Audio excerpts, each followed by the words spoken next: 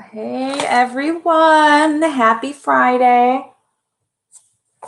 So I am officially changing these live coffee chats are going to be moved from Wednesday to Fridays for a while for now.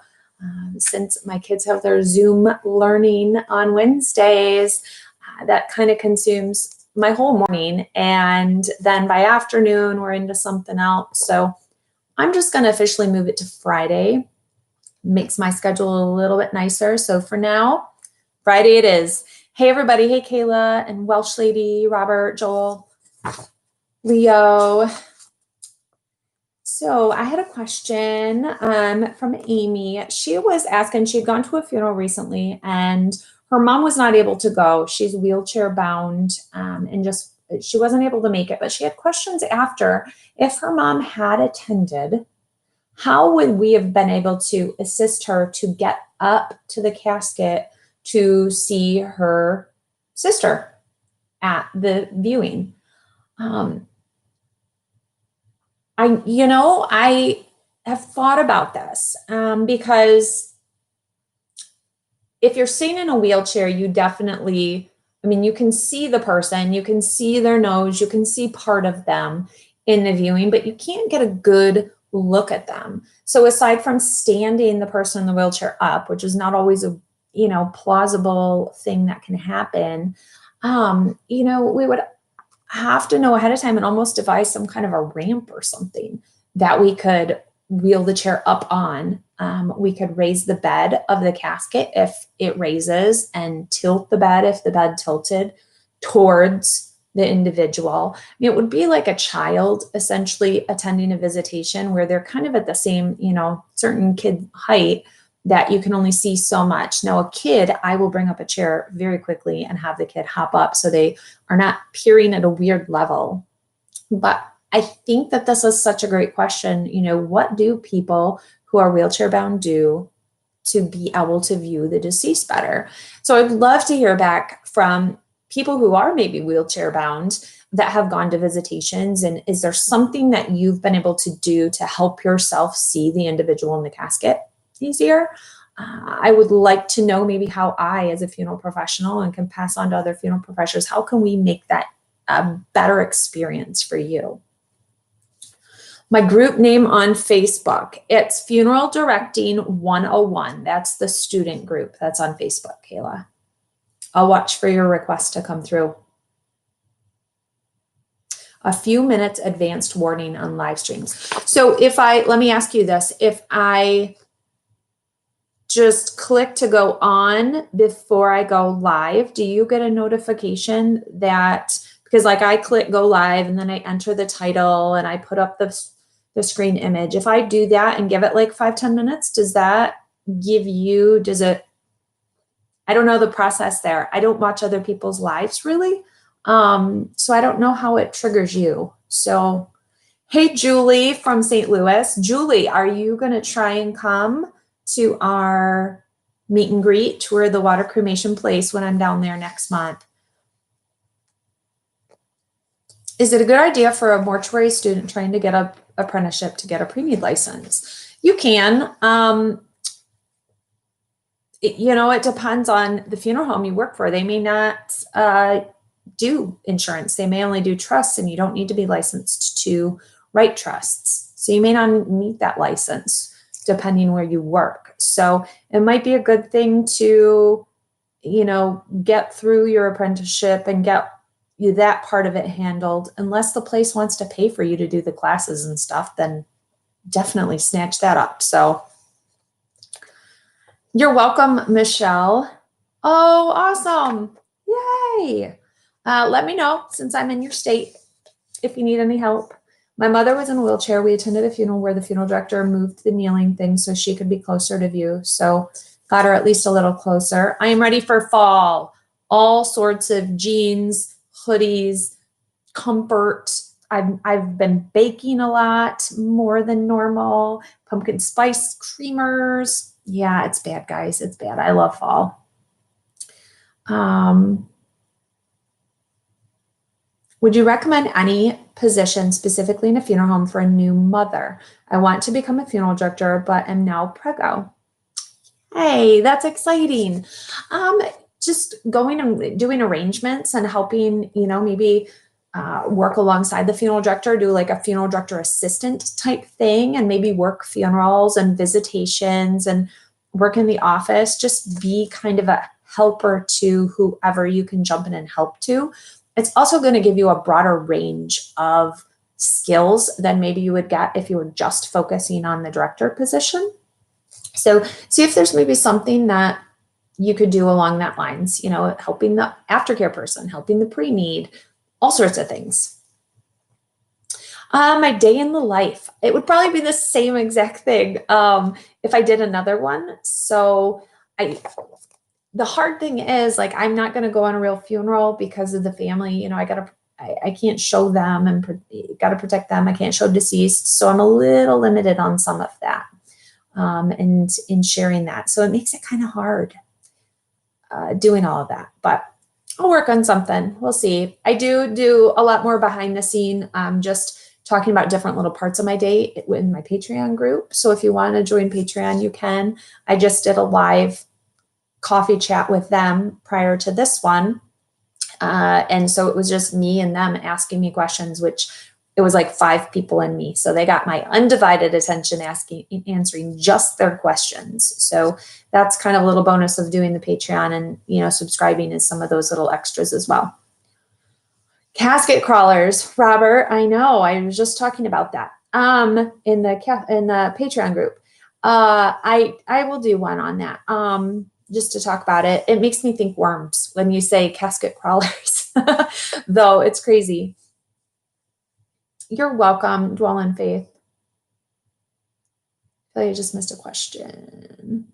Make a table that lowers low enough for them to be able to see them clear.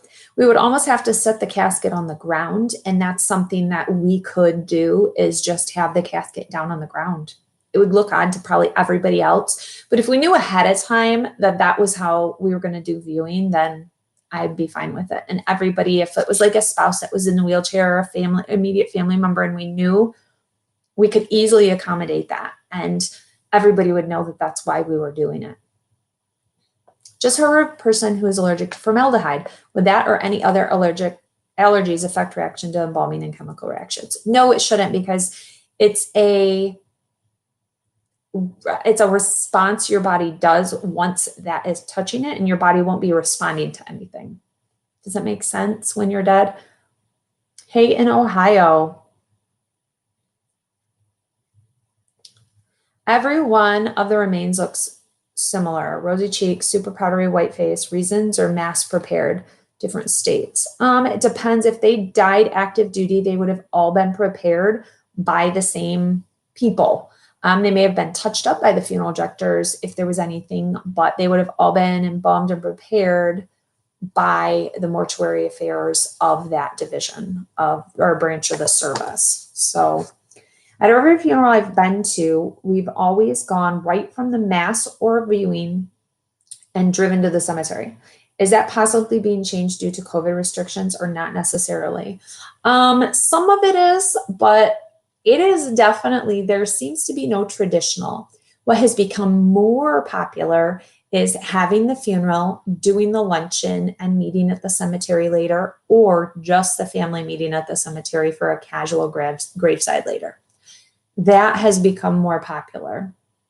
It's a lot of waiting around for the funeral directors, but that is becoming something, because if everybody's there and the food's there, if you're at the church, then people just, why not just have our food now instead of going to the cemetery and then come back for food? So they just kind of reverse and change around orders, and sometimes it's just whatever's most accommodating. The government opening up business, will you be continuing graveside services? Of course, some people just choose graveside services. In Michigan, though, like come winter, nobody ever wants to go to the grave. It's just so cold. But it won't be as accommodating to only get to do graveside services come winter. That's going to be a lot harder for families to want to choose that, because it's super cold, super cold. So it'll be interesting how that affects it all. I don't know, things change every week and none of it makes sense, but we'll see what restrictions are then. I would think another 3 months that things would be changed, but would a church truck lower for their level? No, a church truck only goes to a certain lowered position. So we couldn't lower anymore. Hello, everybody. Hello, Enricio. I don't know what you're saying, but hello. What was the feedback been for your YouTube channel from industry members? It's a great question. Your funeral home customers and any families you've served that know about your channel, I really don't know if any families I've served know that I have a channel. Sometimes I feel like there's going to be one family that somebody dies, they get online, they're like, oh, what are we going to do when we go to arrangements? And they look up arrangements and they get this video of me and then they walk in and then there I am. Like, it's got to happen at some point, right? But it hasn't yet. I don't get a ton of feedback from a lot of funeral professionals, except for some that comment on my videos. And I don't want to ask like the embalmers and funeral director groups I'm in. I don't want to ask, hey, what do you guys think of my videos? I don't know that I want to hear some of the responses because people can be mean. They can be horrible. So I don't know that I need that. As long as I'm helping, I think, consumers and students and stuff, like, that's my primary focus. I'm not trying to educate funeral professionals as much on anything because most of them, should know some of this stuff. But so I don't worry about too much, but I don't want to hear what they have to say if it's going to be mean to me. I don't need to hear mean at all. How would you recommend approaching a funeral home about shadowing before signing up for school? Just go. Say, hey, I'm interested and I don't want to invest in school if I don't know what happens a little more behind the scenes. Can I just follow you around for a day? Most of them aren't going to let you embalm and things unless maybe you're signed up for school already. So they may, though, let you just kind of see what they do with families and in the office and everything. So all you can do is try and try and try and keep trying and call funeral homes and keep trying.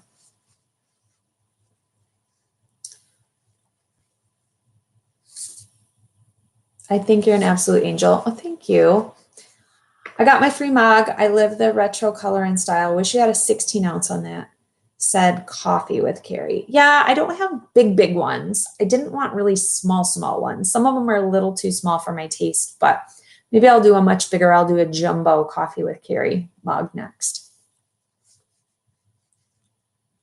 Somebody asked about hair. Is it common today for hairdressers or family members to style their loved ones' hair? Some funeral homes only have hairdressers come in. They don't do any hair themselves. So they do that at some funeral homes. Some do it all themselves. If a family says we want to do the person's hair, then by all means, we let them come in and do it. Or we can have the hairdresser, if they want a hairdresser, come in. Some hairdressers won't come in. It's not what they are comfortable doing and they don't want to do it. So it just depends. Oh, pumpkin pie ice cream. Oh my goodness. I wish I could eat regular ice cream. Yum. Yeah, I don't do cow dairy. I can't.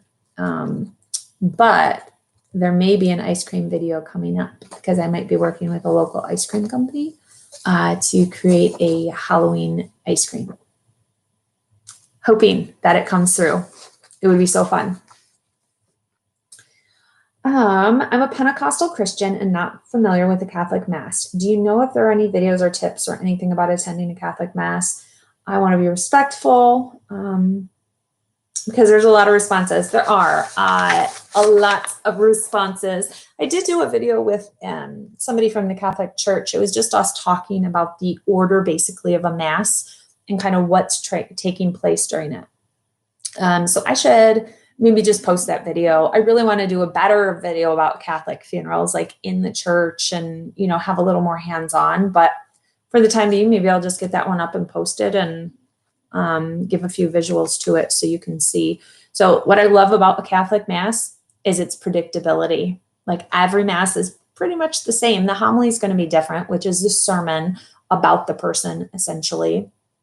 And You do stand up and sit down at different times. As long as you're not in the front row and you can't see what everybody's doing behind you, you should be good. And the response is, if you don't know what to say, just be silent. It's okay to not be saying the things because you're not Catholic, and that's okay. Hey, everybody. Hey, Samantha, welcome.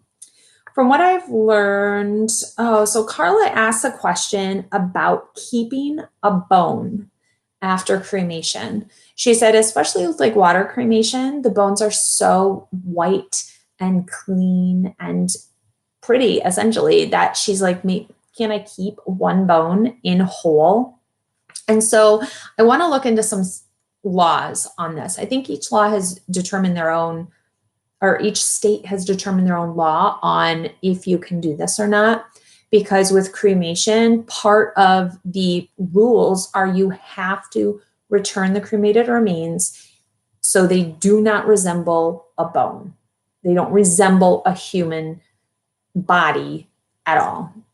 So there are these restrictions and rules that govern all of that, but I don't know if every single state is that same way. So I want to check in on that and get back to you guys on that. The Coffee with Kari bonus chat had a lot of viewers' questions about managing odors. Do women's perfumes and men's cologne sufficiently mask the odors of decomposition long enough for a viewing? Can you guys hear my stomach? It's growling like crazy. I always wonder what you guys can pick up in terms of sounds, but my stomach is insane right now. Or do the fragrances and odors mix to create a confusing smell? After all, the science art of perfumes and cologne is about body chemistry. We know the chemistry of the deceased, and embalming is much different from the living. So cologne and perfume is reactive to heat. So it doesn't open up the scent and disperse it back out. So you can spray it on and you're going to smell some of what's in the air. But for it to get reacted and put back out for us to smell doesn't happen because there's no heat to do that. We do have people bring in perfume and cologne once in a while. Definitely not as much as I thought they would. To me, like, smell is such a triggering memory thing that I would think I would want my loved one to be wearing what I remember them smelling like. And so many people don't do that. Who knew? But perfume and cologne is not enough to mask the odor of decomposition. It is not. We use a lot of things to absorb the scent. Some people use like a kitty litter type thing that they may put in the foot of the casket to try and absorb some of that scent. We have special things that have been created for our industry that, I hate calling it an industry. It makes it sound so factory-like. I don't like the depiction of that, but it is an industry that is odor masking and it covers scents and stuff that smell like cherry and all these different things. So there's a lot of those different things that you may pick up on, and they're usually there to cover up some smells. I've learned a lot through YouTube. I've been doing removal for the past year. I've decided to go into the funeral business. I'm at the beginning stages. Any words of wisdom for me? You're seeing a lot during what you're doing. If you have not worked in the backside of the funeral home in terms of the funeral director, like in the office and stuff, make sure you shadow somebody for a couple of days. You've got good connections if you've been doing removals, and make sure you just really get a good vision of what they do in the office, what they do around the place, and make sure that like you want to do all of those things, that you're not just seeing a snippet of the funeral home. That's my biggest thing that I tell people before they go off to school. Do you feel it's okay for people in the industry to air a family's business about a casket they ordered online? I saw it in a group and it honestly pissed me off. To air a family's business about a casket they ordered online. Like, JW, what do you mean? Like they were talking about how family ordered a casket online and that they didn't like that they ordered one online instead of buying from them, or?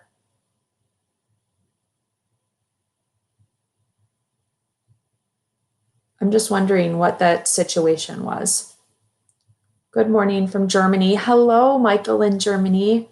Best thing I've learned from Kari is smell sometimes is from the cooler from the Emmy office. Yeah, it truly, like, it is. It's crazy. Oh, 6 weeks till viewing. The funeral home smelled so bad from his remains with air fresheners. Oh my goodness. Yeah, that's terrible. Tommy, that's a great question. Do you believe there is something more after you die or you just die? I like to believe that there is more. I like to believe in something more than just nothingness after you die.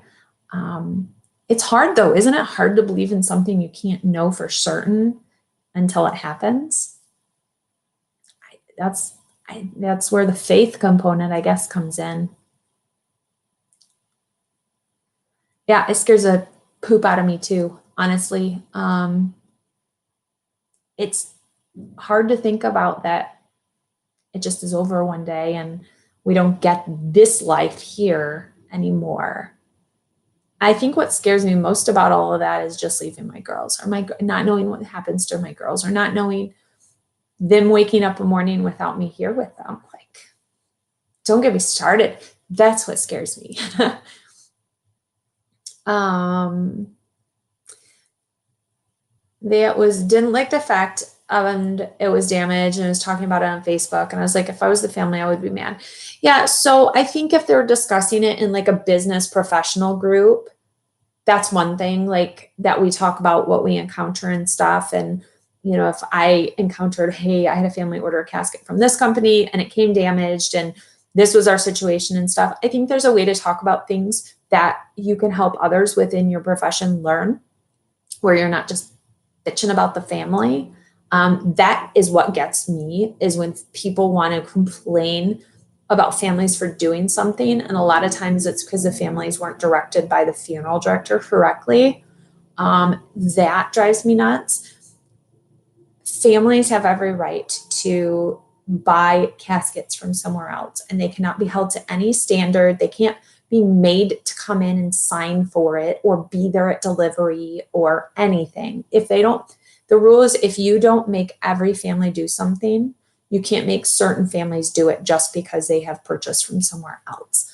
So if you purchase from somewhere else and your funeral director tries to make you come in and sign for something or be there at delivery or do it, not sign like a specialty thing, because you may be asked to sign that they are receiving merchandise that they did not order and they cannot guarantee its condition. You may be asked to sign something like that. That's legit. But for you to have to be there at delivery, if they don't require that of another family that orders through that funeral home, they can't have you do that either. That's illegal. So tell them no way. That's against the law. And just know your rights. You don't know what you don't know, but I want you to know. I want to tell you more than you will ever know to even ask, because I want you to be educated and empowered by things when it comes to the death of your family and everything.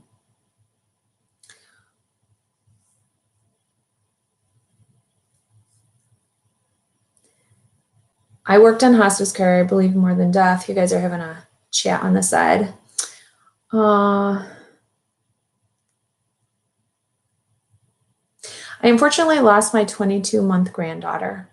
Do you think that it's weird that the parents want to go to the graveside the 25th for her birthday with cupcakes and balloons? No, it's really very common, especially with kids. You want to celebrate them still, because that's what you should be doing. You should be celebrating their birthdays in these moments. I'm not big on going to the cemetery. That's just where their body is, but it's not them. I don't feel presence of people in the cemetery. Some people do. So to me, I wouldn't go to the cemetery. I would do something at home, or I would go to a place that was special to them to maybe do it. And don't release balloons. Balloons are bad for the environment, so don't do that. But you got to go with what your gut tells you. They're still very much in a grief. It's an eternal grief when you're a parent and you lose a child. Forever you will grieve, and forever you will have that loss. That hurts more than I think most. They need to do what they need to do. If you don't want to be part of it, you can say, hey, that's not how I want to celebrate her that day. I'd rather do this. I love you, but I want to do this instead. Or I don't know. You got to feel it out though and see what works for you. The deceased, if they had a natural smile and their face was naturally in a smile, I guess, thing, then that's going to be their thing. Then they may have a smile. We can do certain things to kind of give smiles to faces, but not always.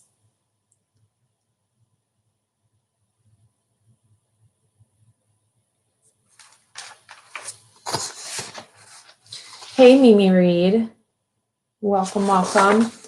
What's the next question here, guys? Oh, I printed the one twice. My grandparents paid for their funeral decades ago.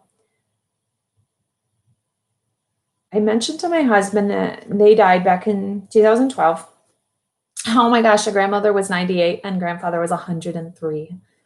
Oh my gosh, awesome. Since watching your videos, I mentioned my husband we should start prearranging our funeral so our sons don't have to worry about it.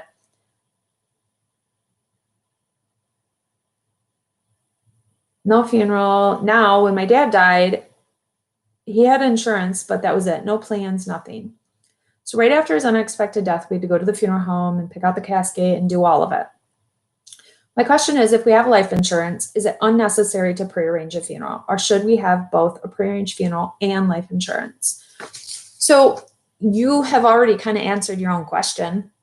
So for your grandparents, they had everything picked out. You kind of knew what they wanted. You were able to add your own flavor, I guess, to the funeral and to everything. And that was great for you. So then your dad died and there was money, but there was no plans. So which scenario do you want to be in? Or mash them both together, where you have all these plans, you have the money, and everything's kind of there for you when you encounter that loss and you don't have as much to have to just start from scratch on. It's kind of, you've already answered your own question.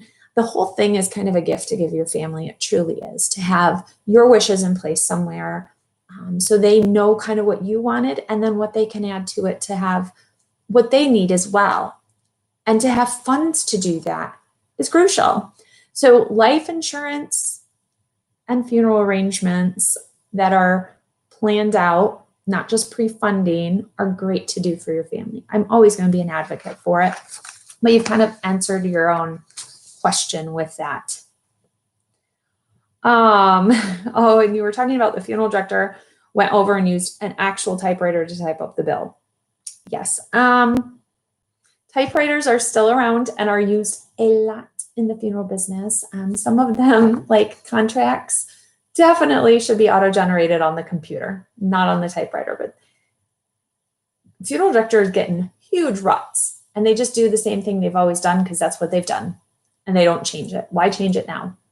Even if it's only been 5 years of doing something. So it is just kind of how it is in the business. And have you ever had a casket tip over or fall or anything? I have not had one that people were in. I always do the rock test. So once I get the casket on the bier in the chapel or at the church, I make sure the lid's open and I will kind of rock it. And I see if it has a big rock to it or not. If it does, then I need to adjust it a little so it's seated more soundly on the church duck or on the bier. But knock on wood, no tipped caskets with deceased in them yet. Hey, everybody. Yeah, Samantha, there's nothing not heartbreaking about losing a 22-month-old baby. That's just terrible. Erratic, hypothetical. If we weren't paid for our jobs, everything in life was free, but we still had to do a job to make the world go round, you think you'd still have the same job profession? I think so. Yeah. I love what I do. I really do. I think you guys know that. It would be awesome to do this job and not charge money. That's the crappy part of the job, is that I have to collect money from families to keep the business going. That's the craptastic part. I would love to have a family come in and say, what would you want to do for your family member? when there's no cost involved. Do you know how many people would choose different, I bet, if there's no cost involved? It'd be amazing. So definitely, I would. I did many of my customers' hair when they passed. Yeah, that's awesome that you did that, Ms. Marty. Do you think a bachelor's program offers more training than an associate? No. Nope. Andrew, are you in Ohio? I want a natural burial. Where do I do to find out how to have that? It depends what you mean by natural burial. It's kind of a huge coined term now that covers a whole bunch of different options of things that you could do. So you need to see, one, what your cemetery will allow, what your funeral home offers, and what you really mean and want by that term. Just buried in the ground, no casket, no frills. Your cemetery still may require a vault, so you need to see if you have a cemetery in your area that doesn't require vaults, and that would allow you to be buried in a shroud right into the ground. Awesome, Tiffany. Oklahoma. No, the bachelor's degree, I don't think you don't do that much more. Like, we stayed for one extra quarter to get our bachelor's instead of an associate's, and most of it was a practicum, and we did like a cadaver lab too. I don't know that I gained a huge amount more than the other. How much time? Got a couple minutes. Recently stumbled upon your YouTube videos and I'm hooked on the knowledge you provide. It mentioned that both men and women's faces are shaved to make the application of makeup smoother. My first thought was that I've never shaved my face. My second thought was that maybe the skin changed post-mortem and the face hair may change too. My third thought was the makeup used in a corpse must be thick. Could you elaborate? So makeup will apply so much better when there's no facial hair. So even if you just have like a peach fuzz, that makeup is going to apply so much better. And you can see that fuzz once makeup is on, and it's not that thick. It's not that our makeup is thick. A lot of funeral directors just use Mary Kay and CoverGirl as their makeup at the funeral home. But it's that you're looking at someone so much closer and at different angles and the light hitting, and you see these hairs. So we do shave females, and males we trim up, or whatever the facial hair needs to be. Even with some females, they may have had facial hair for a long duration of their life, so we don't always just shave it off. We maybe check and see, do you want mom's mustache shaved off? Do you want all her whiskers shaved off? Was this something that she wore? Because it might just be how she was for an extended period of time. So that's a big mistake that funeral directors can make, is just assuming hair is a certain way in a person's face, assuming there's this level of standard that they should be following, when you need to just check with each family individually. When are we getting the Caitlin video? That's a great question. I just emailed her again this morning. We've been emailing back and forth and trying to figure out how to do something. We both agreed that the Zoom thing is old, that we do not want to do a Zoom video together for you guys. So I'm looking at dates to fly possibly to LA to join up with her to do a video in person. So we've come up with our idea, and I'm not telling you what it is. It's fun. And we'll do 2 videos or 3 videos while we're together and come up with a few ideas. So that's where we're at. We're in the planning and trying to figure out how we can get ourselves in the same place together to do a video, because we want to make it, quality for you guys. So that's where we're at on all of it. But I'm going to wind this down. Thank you guys for watch. So watch next Friday for our Coffee with Kari video. And I'll pop up. You never know when I'm going to pop up. We'll figure out a new norm for when these are, because I know a lot of you do like to watch live with me and when this is happening, so that you can catch my stuff. So thank you guys. I hope you have a great weekend. So I have every year we do a beer Olympics at my house. So this weekend is the Northey Beer Olympics. I do all the planning and I'm the referee, and it is super fun, good, wholesome fun time. And I'm really excited about the beer Olympics that I have going on tomorrow. It's going to be a nice fall day for it. So What do you guys have planned for the weekend? Share with me. I'll talk to you guys soon. Email me questions if you want anything directly answered that you don't want me to miss giving you an answer on. So see you guys later and have a great weekend. Bye.